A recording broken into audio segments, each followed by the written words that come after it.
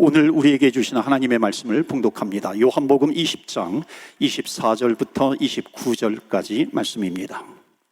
12제자 중에 하나로서 디두모라 불리는 도마는 예수께서 오셨을 때에 함께 있지 아니한지라. 다른 제자들이 그에게 이르되 우리가 주를 보았노라 하니 도마가 이르되 내가 그의 손에 못자국을 보며 내 손가락을 그 못자국에 넣으며 내 손을 그 옆구리에 넣어보지 않고는 믿지 아니하겠노라 하니라.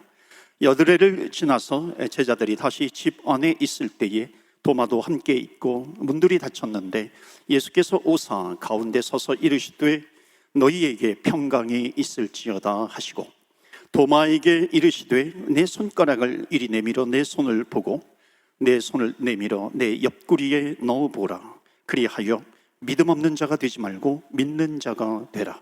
도마가 대답하여 이르되 나의 주님이시여 나의 하나님이시나이다. 우리 29절 말씀 다 같이 합독합니다. 예수께서 이르시되 너는 나를 본고로 믿느냐? 보지 못하고 믿는 자들은 복되도다 하시니라. 아멘. 하나님의 말씀입니다. 오늘도 하나님의 말씀에 은혜 받으시고 새 힘을 얻으시고 한 주간 승리하시는 저와 여러분 되시기를 주의 이름으로 축복합니다. 아멘.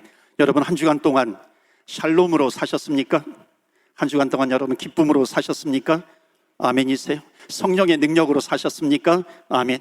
지난주에 말씀의 주제였습니다. 샬롬을 주셨고 기쁨을 주셨고 또 성령을 주셨습니다. 저의 세 아들 가운데 저는 아들만 셋이에요. 첫째, 둘째, 셋째가 다 아들이라는 뜻입니다. 아들만 셋인데 아이들이 태어나면은 이렇게 몸무게를 재잖아요. 첫째 아들은 태어날 때 3.2kg, 그 다음에 둘째는 2.9kg, 셋째는 3.5kg. 셋째가 제일 크게 났어요. 근데 자라고 나서 보니까는 셋째가 형들보다 더 작은 거예요. 그러니까 좀 억울했던가 봐요. 그래서 한 번은 아빠, 나는 결혼해가지고 아기 낳으면 정말 많이 먹일 거야. 고기도 많이 먹이고 그렇게 해서 키 크게 만들 거야. 자기가 어려서 음식을 그렇게 안 먹었다고 생각을 하나 봐요. 형들보다 작으니까 좀 억울한 거예요. 한이 맺힌 거예요.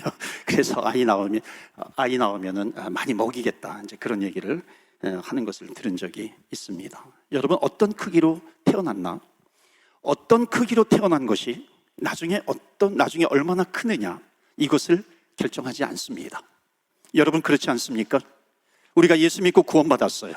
born again 그럽니다. 다시 태어났다는 거죠.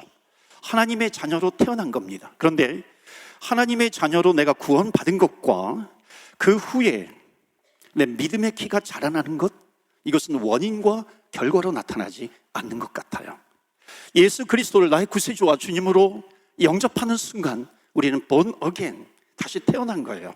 하나님의 자녀로 태어난 겁니다. 여러분 하나님의 자녀가 된다라고 하는 것은 별 차별이 없습니다. 성경은 분명히 말씀하고 있잖아요. 누구든지예요. 누구든지 주의 이름을 부르는 자는 구원을 얻으리라. 믿으십니까? 누구든지 주의 이름을 부르는 자, 예수 그리스도를 나의 구세주와 주님으로 영접하고 내가 그 이름을 주님을 마음으로 믿고 입으로 시인하면 하나님의 자녀가 되는 권세를 우리에게 주셨다는 겁니다. 그러니까 누구든지 주의 이름을 부르면이에요. 그러니까 예수님을 믿는 데 있어서는 어린 아이이건 90세, 100세, 노령이든지 상관없이 누구든지 주의 이름을 부르면, 예수님을 믿으면 구원을 받는 주의 자녀가, 하나님의 자녀가 될 줄로 믿습니다. 그 후에 저와 여러분은 믿음의 키도 자라나기를 축원합니다. 아멘. 믿음의 키도 자라나야 하는 거죠. 자, 오늘은 도마 이야기입니다. 요한복음 시리즈. 우리 신앙생활을 조금 하신 분들은 예수님의 제자 가운데 도마 그러면은 이 도마 앞에 붙는 수식어, 별명이 있습니다. 의심 많은 도마로 기억하실 겁니다. 그 이유가 있죠. 첫째로는 요한복음 20장 말씀을 읽었는데 오늘은 요한복음 앞부분에 14장 5절 6절 보시면 3절부터인가요? 보시면 그때 예수님께서는 아직 십자가를 지시기 전이에요.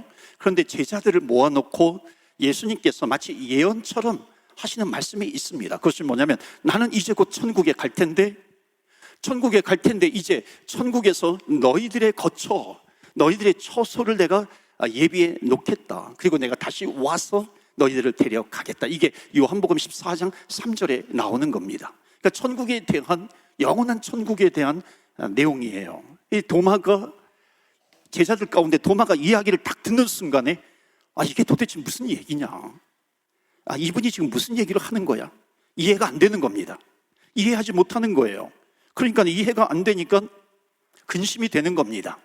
이때 도마가 유명한 말을 하죠. 주여 어디로 가시나이까? 거바디스 도미네, 주여 어디로 가시나이까? 그렇게 묻는 겁니다. 5절 보시면 도마가 이르되 주여 주께서 어디로 가시는지 우리가 알지 못하거늘 그 길을 어찌 알겠습니까? 그러니까 주님 어디로 가십니까? 그러니까 도마는 어떤 사람이냐면 궁금증이 굉장히 많았던 사람이에요. 그러니까 우리 예수 믿는 사람들이 구원을 받아요. 신앙생활을 해요. 신앙생활을 하는 가운데 모르는 게 있잖아요. 궁금한 게 있잖아요. 그러니까 모르는 거는 그대로 놔두는 것이 아니라 묻는 게 좋습니다. 그러니까 정직한 질문이에요. 정직한 질문을 가지고 신앙생활 하는 것, 이건 굉장히 좋은 자세입니다. 그러니까 모르는 것은 모른다고 그렇게 하는 겁니다. 그래야 모르는 것을 가지고 주님 앞에 나와서 물을 수 있는 것이죠. 그러니까 모르는 것은 모른다고 하는 겁니다. 정직한 질문을 하나님 앞에 나와서 하는 사람들에게는 하나님께서는 정직하게 대답하시는 하나님이십니다. 물론 모르는 것을 부정적으로 회의하는 것, 의심하는 것, 이것은 문제이겠지만 궁금한 것을 궁금하다고 묻는 것은 정상입니다. 그러니까 정직하게 의심하는 것, 이것과 회의론자, 그냥 무조건 부정적으로 회의하고 의심하는 것, 이것은 다른 거죠. 그러니까 정직한 질문을 하나님 앞에 드리면 하나님께서는 정직하게 대답하세요. 그러니까 도마가 묻는 겁니다. 주님 어디로 가신다 그러는 건가요? 어디로 가시는데 이런 이야기를 하십니까? 좀 말씀해 주세요. 도마가 질문합니다. 그때 예수님께서 이렇게 대답하시죠. 6절에 아주 중요한 말씀이에요. 혹시 좀 띄워주실 수 있나요? 요한복음 14장 6절입니다. 우리 다 같이 읽을까요? 시작. 예수께서 이르시되 내가 곧 길이요 진리요 생명이니 나로 말미암지 않고는. 아멘. 도마는 질문해요. 그리고 예수님은 대답하시는 겁니다. 이 질문이, 이 예수님의 아주 이 유명한 대답이 장례식 때도 많이 인용하잖아요. 이게 도마가 질문했을 때 도마에 대해서 대답하시는 것이구나 하는 것을 알게 됩니다. 그러니까 이 대화를 통해 가지고 예수님께서 이 도마에게 주고 싶으신 것이 있어요. 그것이 뭐냐면 믿음입니다. 그러니까 예수님의 관심은 믿음으로 너희가 하나님의 은혜 안으로 들어왔냐? 그러면 너희들이 믿음으로 들어왔으면 그 믿음이 계속해서 자라나기를 원한다. 믿음의 키가 자라나기를 원한다 하는 겁니다. 그러면서 예수님께서 말씀하신 것이 내가 곧 길이요 진리요 생명이다, 이렇게 말씀합니다. 왜 그러냐면 이 말씀을 하신 이유가 뭐냐면 믿음이에요. 그러니까 믿음을 말씀하시는 건데 마치 이런 겁니다. 도마야, 너가 믿음에 대해서 정확히 알아야 된다. 정확히 알고 믿어야 된다. 그 말씀을 하시는 겁니다. 여러분, 예수님이 길과 진리 생명이라고 그래요. 이 길과 진리 생명이거든요. 여기는 미국 영어에서는 관사 어가 붙잖아요. 여러 개 중에 하나인데 여기서는 더가 붙습니다. The way, the truth, the life. 그러니까 더가 붙은 것은 뭐냐면 only예요. only. 그러니까 예수님께서 길, 진리인데 이 길과 진리가 마지막 단어 생명에 연결이 되는 겁니다. 제가 참 많이 반복해서 말씀을 드렸던 것 같아요. 장례식 때마다. 장례식은 또 복음을 전하기 좋은 기회이잖아요. 이 말씀을 제가 꼭 했던 것 같아요. 그런데 여기에 보면은 이 생명이라고 하는 단어가 있어요. 생명이라고 하는 단어는 이게 헬라어에는 세 가지 의미가 있는 겁니다. 비오스, 또 푸시케, 조에. 비오스, 사람이 태어나면 얻게 되는 생명입니다. 동물에게 있는 생명이에요. 목숨, 또 하나는 푸시케, 목숨입니다. 사이칼로지가 여기에서 나온 거죠. 또 하나가 뭐냐면 마지막에 조에라고 하는 단어입니다. 이 조에는 뭐냐면 우리 인간에게 없는 생명이에요. 그러니까 조에를 정확하게 번역을 하면은 eternal life 이렇게 되는 겁니다. eternal life, 영원한 생명, 영생이 되는 거죠. 그러니까 예수님께서 이 도마에게 나는 길이요 진리요 생명이다 그랬을 때에 이 말씀을 하실 때 생명이라고 하는 단어를 쓰시는데 이 생명이라고 하는 단어는 조에, 이 조에라고 하는 단어를 예수님께서는 정확하게 쓰신 겁니다. 그러니까 그 당시에 생명의 뜻이 여러 개가 있는데 예수님께서 내가 생명이다 그랬을 때 그 주변에 있는 사람, 도마를 비롯해서 그 주변에 있던 제자들은, 사람들은 안 거예요. 아, 이게 보통 생명이 아니구나. 우리에게 있는 생명이 아니라 하나님의 생명을 우리에게 주신다는 거구나, 영생이구나 하는 것으로 대답을 하고 듣는 사람들이 그것을 알았다는 겁니다. 그러니까 믿음이 자라나기를 원하는 거죠. 예수님의 이 대답이 왜 중요하냐면요, 여러분, 우리가 살아가는 지역이 북미주입니다. 이 북미주는 물론 한국도 마찬가지인데 이 북미주가 더 그런 경향이 있는데, 그 사상이라고 하는 것이 계속해서 발전합니다. 그래서 내가 살아가고 있는 이 동시대의 사상을 현대신앙, 현대사상이라고 부르죠. 그런데 포스트 모더니즘이라고 하는 것이 발전을 하면서 기독교 신앙을 굉장히 편협하게 몰아붙입니다. 너희는 왜 예수밖에 모르냐? 너희도 굉장히 찌찌하다. 그런데 여기에 대해서, 예수님을 믿는 것에 대해서 자신감이 없으면, 아, 그렇지, 뭔가 좀 우리도 제너러스해져야 하지 않는가, 그렇게 생각을 합니다. 그런데 여러분, 이것이 얼마나 잘못된 일인지 몰라요. 예수님께서 많은 사람들에 대해서는 제너러스 하셨어요. 관대하셨어요. 그런데 이 길, 진리, 영생, 천국, 이런 것에 대해서는 절대로 양보하지 않으셨다는 겁니다. 여러분, 미국에서요, 1960년대부터 그 자유의 바람이 불기 시작합니다. 중동 지역에서도 지금 자유의 바람이 불기도 하는데요, 1960년대 자유의 바람이 불기 시작했어요. 캠퍼스부터 해서. 그때 이제 나왔던 문화, 여러분 기억하실 겁니다. 히피 문화라고 하는 것이 있어요. 자유문화, 저항문화입니다. 그리고 나서는 포스트 모더니즘 시대가 온 겁니다. 그러니까 지금은 어느 시대냐면 포스트 이후, 포스트는 이후잖아요. 모더니즘 이후, 포스트 모더니즘, 지금은 포스트 모더니즘, 그 시대에 살고 있습니다. 여러분, 이 시대의 특징이 뭐냐면 사상적으로, 철학적으로 다원주의라고 하는 겁니다. 플러럴리즘. 그러니까 다원주의가 더욱 기승을 부리는 그런 시대예요. 포스트 모더니즘. 이게 뭐냐면 절대적인 진리를 인정하지 않는 겁니다. 마치 이런 거예요. 정상에 올라가요. 여기도 그라우스 마운틴이라든지 세이모어인가요? 그 마운틴에 있는데 동쪽, 서쪽, 남쪽, 북쪽으로 올라가는 길들이 다 있어요. 다양해요. 그러니까 다원주의라고 하는 것은 뭐냐면 이런 종교, 저런 종교, 이것저것을 선택해도 천국에 이르는 길은 다 똑같다는 거죠. 그런데 우리 기독교 신앙은 오직 예수 그리스도예요. only 예수 그리스도, 그분의 이름만으로 구원을 얻는다. 이것이 기독교 신앙입니다. 그러니까 우리 기독교 신앙이 사회적인 철학이라든지 문화라든지 이런 것과 이렇게 against예요. 충돌하는 일들이 생긴다는 겁니다. 때로는 많아진다는 겁니다. 세상은 천국에 이르는 길, 뭐 어느 길로 가도 괜찮으니까 너희들 좀 제너러스하게 좀 놔두라 그래요. 여러분, 이렇게 말하는 게 종교 다원주의입니다. 이 말을 들어보면요, 그럴듯해요. 그러네. 왜 너희 기독교는 왜 이 길만 있다고 고집을 하냐? 가만히 들어보면요, 믿음에 대해서 자신감이 없으면 굉장히 배타적인 것 같아요. 우리가 그런 사람들에게 좀 째째하게 구는 것 같아요. 째째한 사람으로 또 몰리기도 합니다. 그런데 사실 그러느냐 이거예요. 성경은 절대로 예수 그리스도를 통해서 얻게 되는 구원, 천국과 영생, 이런 것이 다른 종교가 말하고 있는 어떤 각이라든지 득도라든지 열반이라든지 이런 것과 일치될 수 없다는 것을 말합니다. 그러니까 전제 자체가 잘못된 거예요. 어찌 예수 그리스도의 보혈, 십자가의 보혈을 통해서 얻게 되는 그 자리와 스스로 깨달아요. 스스로 깨닫는 사람이 스스로 깨닫는다 하잖아요. 각하잖아요. 득도한다 그러잖아요. 인간이 자기의 힘으로 득도해서 들어가는 자리와 어떻게 같을 수 있겠느냐 하는 것이죠. 그러니까 이건 불가능한 전제예요. 전제 자체가 잘못된 거죠. 기독교에서 말하는 하나님의 나라는 세상의 어떤 종교가 말하고 있는 최고의 자리와는 비교가 될 수 없다는 것입니다. 그 자리는 어떤 자리냐면 예수님께서 온몸으로 피를 흘려서 주신 자리입니다. 온몸에 피를 흘려서 십자가에서 우리에게 주신 그 구원의 자리라고 하는 겁니다. 그러니까 우리는 이것을 잘 지켜야 하는 거죠.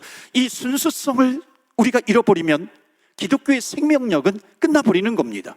그러니까는 이 부분에 대해서는 양보할 수가 없는 거죠. 예를 들어서 이런 거예요. 좀 극단적인 예일 수 있겠지만 마찬가지예요.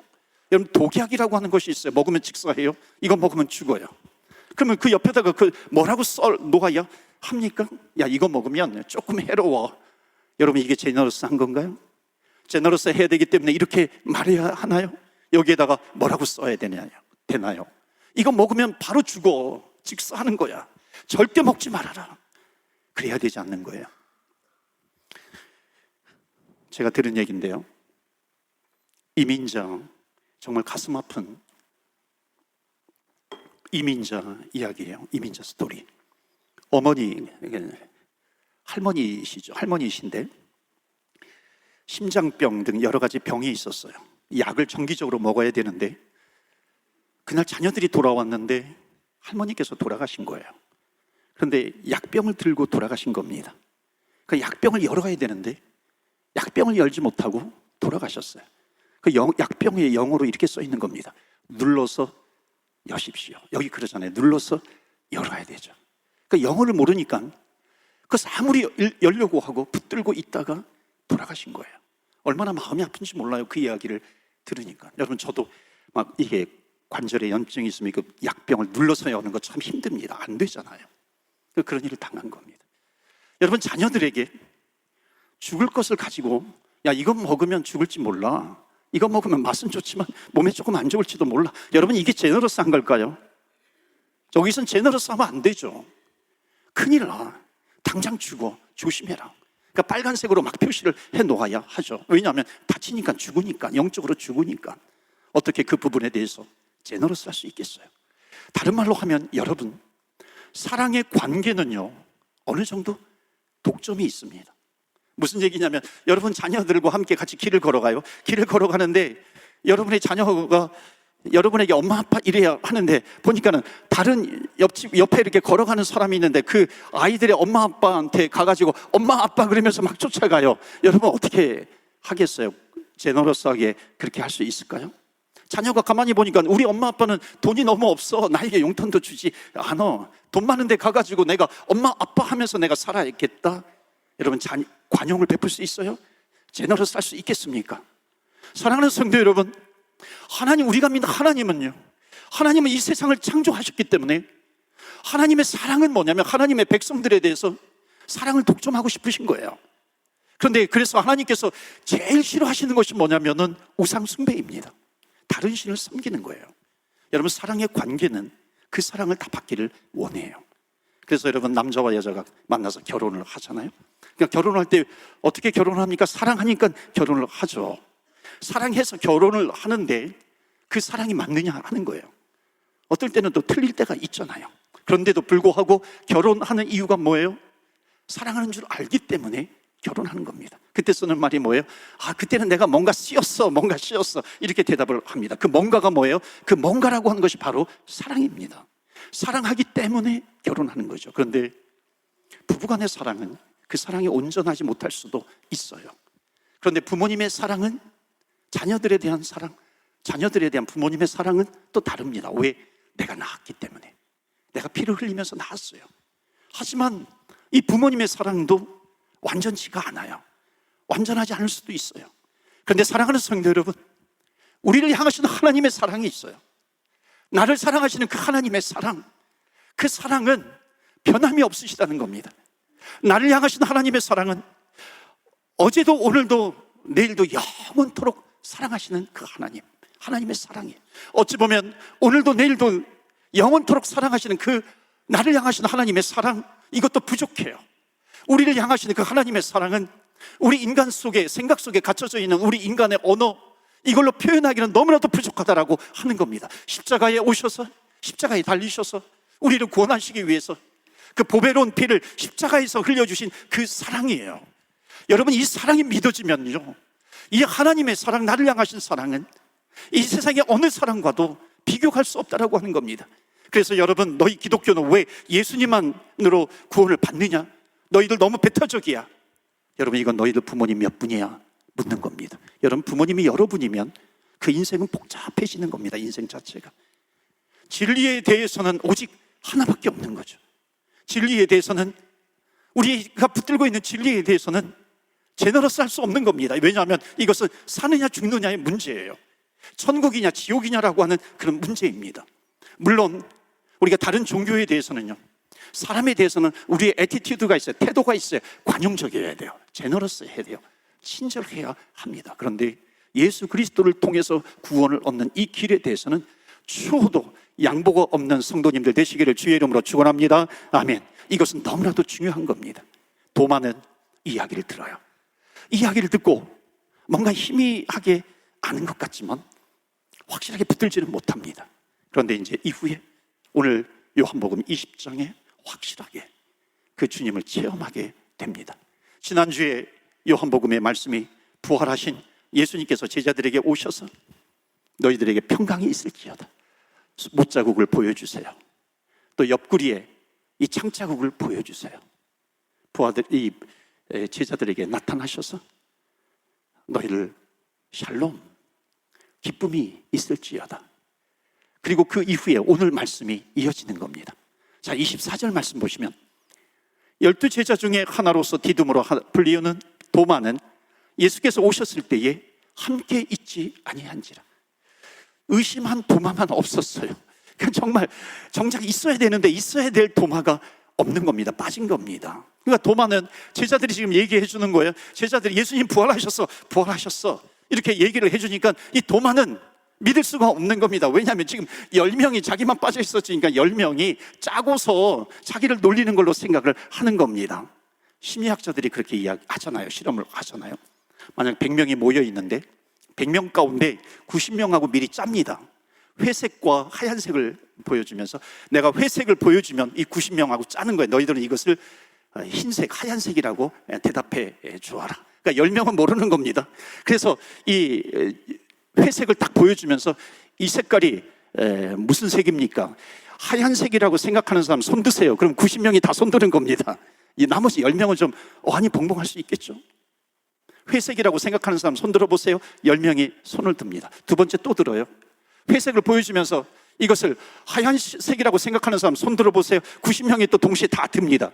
그러면요, 조금 있다가 10명 중에 1명, 2명이 손을 듭니다. 그래, 그거 하얀색이야. 회색으로 보임에도 불구하고 하얀색이야. 그러면서 손을 듭니다. 몇 번 하면요, 더 많은 사람들이 이것은 하얀색이라고 손 드는 거죠. 여러분, 사람이 강한 것 같지만요, 약합니다. 자기들이 전혀 모르게 준비된 일에 끌려가면 넘어갈 수 있는 거죠. 그러니까 도마가 이렇게 생각한 거예요. 지금 10명이 짜고서 지금 나를 이렇게 놀리고 있는 거야. 이거는 가짜야. 짠 거야. 이렇게 생각을 하는 거죠. 그 얘기를 듣고 25절 보시면 25절에 그래서 도마가 나는 예수님의 손에 못자국과 창자국에 내 손가락을 직접 넣어보지 않고서는 믿을 수가 없다 이러는 겁니다. 그러니까 지금 도마도 참 아주 그래요. 이게 내가 내 손을 직접 좀 넣어보아야 한대요. 도마는 기막힌 사람이에요. 뭐냐면요, 정확하게 믿고 싶은 겁니다. 여러분이 도마라면 어떻게 하겠어요? 성경은 도마는 의심만 하는 사람으로 소개하지 않습니다. 성경이 말하고 있는 이 도마는 정직한 고민을 하는 사람입니다. 모르는 것을 모른다고 하고 알고 싶은 거예요. 자, 이것을 통해서 더 중요한 것이 무엇인지 얘기해 주십니다. 이것은 뭐냐면 몰라서 묻는 사람에게 하나님은 몰라서 나에게 나와서 묻는 사람을 하나님은 기뻐하신다는 겁니다. 그러니까 지금은 도마는요, 지금 믿고 싶은 거예요. 그래서 막 지금 달려들고 있는 겁니다. 알고 싶다라고 하는 거예요. 자, 그 다음에 어떻게 진행이 되나요? 여러분, 말씀이요, 굉장히 흥미진진합니다. 26절 보세요.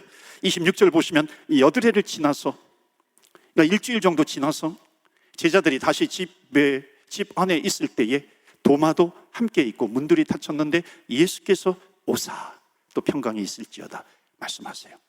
27절에 도마에게 이르시되, 자, 여기 중요한 어휘가 있어요. 그것은 뭐냐면 여드레를 지나 예수께서 오사, 도마에게 이르시되, 하나님은 누구시냐면 그 한 사람에게 내가 알고 싶어서 나오는 그 정직한 질문을 가지고 있는 그 사람에게 하나님은 응답하시는 하나님이세요. 그러니까 오늘 예배 중에도 하나님은 역사하실 수 있는 겁니다. 하나님을 찾고 찾는 자, 하나님을 간절히 찾는 자, 여러분, 하나님은 그런 사람들에게 하나님은 대답해 주시는 하나님이시라고 하는 것을 믿으시기를 축복합니다. 아멘. 근데 왜 내가 체험하지 못해요? 만나지 못해요? 궁금해하지 않죠.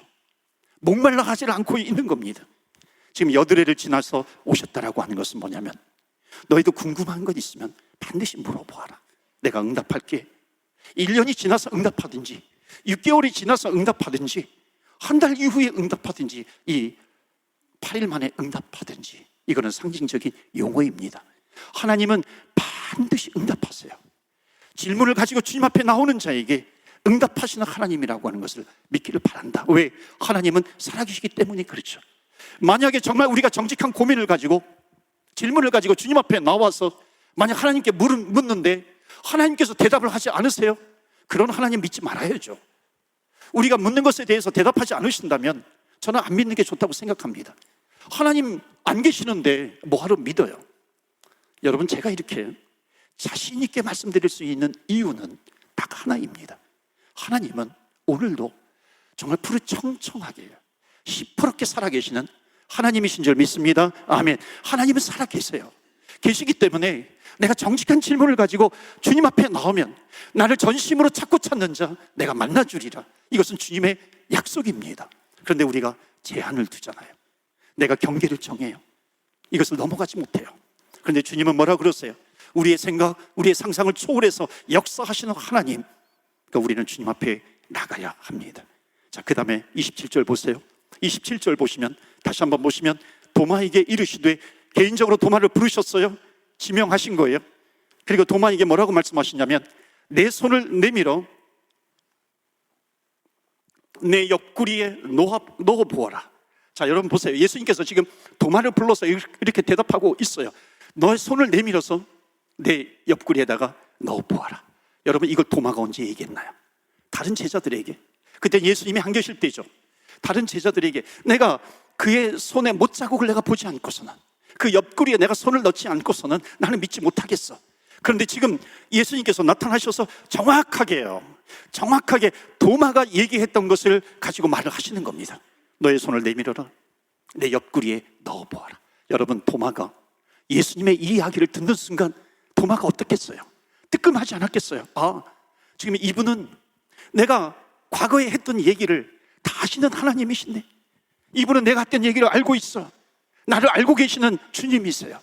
여러분, 도마가 자기가 했던 얘기를 예수님께서 그대로 하시니까 여러분, 도마가 얼마나 놀랬겠어요. 여러분, 놀란 것으로 끝나는 게 아니죠. 도마가 뭐라고 대답합니까? 그 이후에 28절 보시면, 나의 주, 나의 하나님이십니다. 드디어 도마는 체험하는 겁니다. 저는 궁금했어요. 이것을 읽고 준비하다가 도마가 예수님의 옆구리에 손을 넣어보았을까 안 넣었을까, 만져보았을까 안 만져보았을까 궁금해요. 그런데 답은 알아요. 저는 만지지 못했어요. 왜 그런지 아세요? 하나님을 체험하는 순간요, 주님이 살아계시다라고 하는 것을, 부활하셨다라고 하는 것, 지금도 나와 함께 하신다라고 하는 것, 이것을 체험하는 순간은요, 엎드릴 수밖에 없는 거예요. 아무것도 못해요. 주님 앞에 엎드리는 겁니다. 그렇게 똑부러졌던 사도 사울, 그 바울이 사울아 사울아, 그 예수님의 목소리를 들으면서 엎드리잖아요. 3일 동안 눈이 어두워서 식음을 전폐합니다. 저는 우리가 하나님의 은혜로 구원받았어요. 주님의 은혜로 구원받고 사는 성도로서 우리가 기도 생활 중에 주님을 사모합니다. 우리가 예배 중에 주님을 사모합니다. 말씀을 읽고 듣는 중에 주님을 사모합니다. 간절히 주님을 사모할 때 하나님을 체험하는 역사, 하나님의 성령의 임재가 있는 줄로 믿습니다. 그렇기 때문에 간절히 사모하면서 나에게 나와라 말씀하는 겁니다. 이제 도마는 의심하는 도마에서 확실하게 믿는 도마로 전환이 됩니다. 나의 주, 나의 하나님. 지금 도마의 믿음이 자라나고 있어요. 여러분이 예수님과 도마의 대화를 통해서 가르쳐 주시는 게 있습니다. 그것은 뭐냐면, 첫 번째 메시지는 하나님에 대해서 알고 싶어 해라 하는 겁니다. 하나님을 사모하라는 겁니다. 안 믿어지는 것에 대해서 그것을 붙들고 하나님 앞에 나아가 보라, 그것을 말씀하고 있어요. 그러면 너의 믿음은 자라나게 될 거야. 하나님 살아계시는 것을 체험하게 되니까. 마지막 메시지는 이겁니다. 29절이에요 29절, 나의 하나님, 나의 주님, 나의 하나님이라고 도마가 고백한 이후에 한 가지를 더 얘기해 주세요. 29절, 예수께서 이르시되 너는 나를 본고로 믿느냐? 보지 못하고 믿는 자들은 복되도다 하시니. 보고 믿는 것보다 뭐가 복돼요? 보지 못하고 믿는 것이 더 복되다 그래요. 여러분, 어떻게 안 보고 믿어요? 근데 여기에서 대화 가운데 예수님께서 주시는 이 믿음에 대해서 너희들이 믿음이 자라나기를 원하는데 이 믿음의 핵심이 무엇인지를 말씀합니다. 보고 믿는 것보다 안 보고 믿는 것이 복되도다. 여러분, 이 말씀을 왜 예수님께서 하시는 줄 아십니까? 그것은 뭐냐면 안 보고 믿는 길이 있다는 거예요. 지금 예수님께서 이렇게 말씀하시는 것은 너희들이 믿음 생활하는 가운데 안 보고 믿을 수 있는 그 길이 있어. 여러분, 그렇다면 여러분 어떻게 안 보고 믿을 수가 있겠어요? 그게 뭘까요? 우리가 믿는 것은 뭘 믿는다는 걸까요? 기독교 신앙이 뭐길래 도대체 보지 않고 안 보고 믿는다고 말할 수 있는 것인가요? 왜 안 보고 믿는 자가 더 복되도다 말씀하실까요? 여러분, 보고 난 후에 믿는 것과 믿고 난 후에 보는 것의 차이점은 뭘까요? 정말로 큰 차이가 있어요. 보고 난 후에 믿는 것은 보는 것만큼만 믿어요. 믿고 난 후에 보는 것은 믿는 것만큼 보게 됩니다. 그게 그 말인 것 같아요? 여러분 헷갈리시나요? 잘 생각하면 다릅니다. 보고 난 후에 믿는 것은요, 본 것만큼만 믿게 돼요. 그런데 믿고 난 후에 보는 것은요, 믿음으로 보는 겁니다. 믿는 것만큼 보게 돼요. 그래서 믿음은 바라는 것들의 실상이다 말씀합니다. 믿음으로 보는 겁니다. 오늘 결론적으로 말씀드리는 것은 안 보고 믿는 그 믿음을 어떻게 가질 수 있느냐 하는 겁니다. 어떻게 안 보고 믿어요? 안 보고 믿는 방법이 하나가 있습니다. 물론 성령께서 역사하셨다 그러면 답이 되지만 성령께서 깨닫게 하시는 것이 있어요. 안 보고 믿을 수 있는 것, 그것은 이 하나를 깨달으면 됩니다. 그러면 그분을 다 믿게 돼요. 그것이 무엇일까요? 인간관계에서도 마찬가지입니다. 그것은 뭐냐면 사랑이라고 하는 단어예요. 사랑이에요. 사랑하면 믿게 되어 있습니다. 여러분, 우리가 부모님을 어떻게 믿어요? 뭐 DNA 조사해 보셨어요? 그런데 어떻게 우리 부모님이라고 여러분 믿을 수 있겠어요? 그것으로 하는 게 아니죠. 사랑이에요. 나를 사랑해 주시기 때문에 믿는 겁니다. 예수님께서 십자가에서 흘리신 그 보배로운 피가 있어요. 우리의 구원을 위해서 흘리신 피가 있어요. 예수님께서 도마에게 내 피자국 난 이 손과 내가 이 옆에 내 옆구리에 있는 이 피자국, 창자국, 이것을 너가 만져보아라 말씀합니다. 여러분, 이 예수님의 말씀엔 어떤 게 담겨 있냐면 내 피를 보아라, 내 손자국, 못자국, 내 창자국을 보아라. 이것은 뭐냐면 도마야, 내가 너를 얼마나 사랑하는지 너가 아느냐? 지금 그것을 말씀합니다. 내가 너를 위해서 죽었다라고 하는 이 사랑을 너가 아느냐? 우리를 위해서 목숨까지 버리신 그 하나님의 사랑을 우리가 알게 된다면, 우리가 깨닫게 된다면, 나를 위해서 죽어주신 그 하나님의 사랑이라고 하는 것이 정말 나에게 믿어진다면요, 우리는 주의 믿음으로 하나님의 은혜로 구원받았고 그 이후에 우리의 믿음의 키는 계속해서 자라나게 됩니다. 그래서 유진 피터스 목사님이 그런 얘기했어요. 이 세상은 하나님의 놀이터이다. 이게 무슨 얘기인가요? 믿음으로 말미암아 구원받은 하나님의 자녀들은 이제 구원받았기 때문에 하나님의 놀이터에 들어왔다는 거예요. 우리는 이 세상에 살아가고 있지만 하나님의 은혜로 믿음으로 구원받은 우리들은 이 세상은 하나님의 놀이터입니다. 그래서 세상의 놀이터인 하나님의 놀이터인 이 세상에서 살아가는 거죠. 주님의 사랑을 알고 주님께서 나를 위해서 십자가에 죽어주셨어요. 그렇다면 우리 사랑의 놀이터가 또 한 주간 동안 펼쳐집니다. 우리의 가정, 또 자녀들의 길 가운데, 학교 가운데, 우리의 직장, 비즈니스 일터 가운데 우리가 가는 그 길은 하나님께서 우리를 구원해 주시고 마련해 놓으신 이 세상의 놀이터입니다. 그 놀이터에서 우리가 한 주간 동안 살아갈 때 우리를 위해서 가장 사랑해 주시는 그 하나님의 사랑, 나를 누구보다도 잘 아시고 나를 인도해 가시는 하나님의 사랑입니다. 그 사랑과 함께 한 주간 살아가실 때 한 주간 동안 믿음의 키가 쑥쑥 자라나시기를 주 예수 그리스도 이름으로 축원합니다. 아멘. 이 시간에 우리 함께 기도합니다. 여러분, 주님 앞에 우리는 나왔습니다. 주님 앞에서 정직한 질문처럼 좋은 게 없습니다. 이 시간 우리 기도하면 좋겠어요. 하나님, 제가 오랫동안 신앙생활을 해왔지만 안 믿어지는 영역이 있습니다. 여러분, 주님 앞에 우리 고백하는 겁니다. 성령의 역사를 믿지 못하겠습니다. 그렇다면 오늘 물어보셔야 됩니다. 하나님, 사모합니다. 하나님을 체험하고 싶어요. 만나고 싶습니다. 알고 싶습니다. 우리가 기도할 때 우리에게 찾아오시는 하나님의 은혜를 베푸실 줄로 믿습니다. 찾는 자가 만나게 될 것이다 말씀합니다. 주님의 사랑을 믿고 신앙생활을 할 수 있도록 하나님 도와주옵소서. 우리 다 같이 합심해서 기도하겠습니다.